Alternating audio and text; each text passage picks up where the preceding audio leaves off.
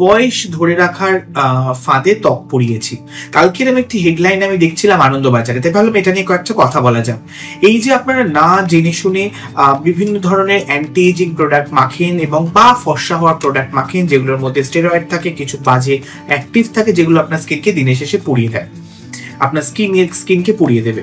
সুতরাং এই ধরনের প্রোডাক্ট মেখে উপকার পাওয়ার থেকে আপনাদের ক্ষতি কম হয়। ধরুন একটা ইনগ্রেডিয়েন্ট বলে আমি রেটিনল। আপনারা রেটিনল সবাই আজকাল ভীষণ ইউজ করতে চান, কেন জানেন? শুধুমাত্র রেটিনলটা ইনস্টাগ্রাম, ফেসবুক বা ইউটিউবে ভীষণ ভাইরাল বলে। বাট আপনি কি জানেন সেটা আপনার ইউজ করা উচিত কিনা? যেসব ক্রিম আজকাল মার্কেটে পাওয়া যায় 200 টাকা, 300 টাকা, 400 টাকা দাম, আপনার মনে হয় তার মধ্যে রেটিনলের মতো একটা কস্টলি ইনগ্রেডিয়েন্ট দেওয়া পসিবল? যেটা 1 কেজির দাম 1.5 লাখ 2 লাখ টাকা, সেটা যদি 0.5% দেওয়া হয়, তাহলেও একটা রেটিনল ক্রিমের দাম মিনিমাম 1.5 থেকে 2000 টাকা বা 1200 টাকা হওয়া উচিত।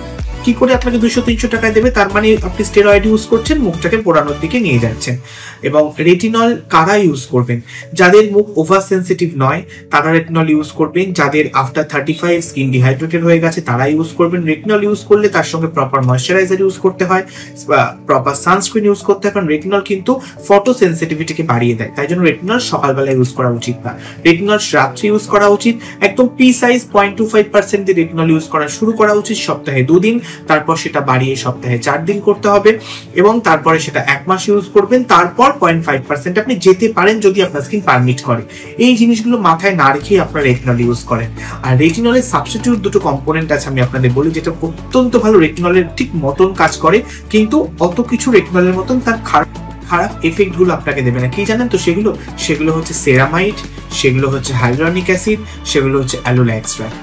সুতরাং এগুলো কিন্তু আপনাকে রেটিনলের মতন এক্স্যাক্টলি সেম এফেক্ট দেবে, কিন্তু রেটিনলের মতন হার্শ হবে না আপনার স্কিনের জন্য।